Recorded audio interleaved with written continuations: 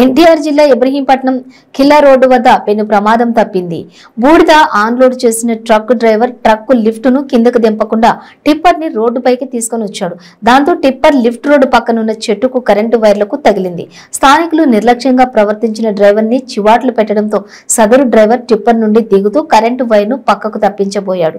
Current pass అవడంతో shock కి గురయ్యాడు. దీన్ని గమనించిన స్థానికులు కర్రతో కొట్టి డ్రైవర్ ను కాపాడారు.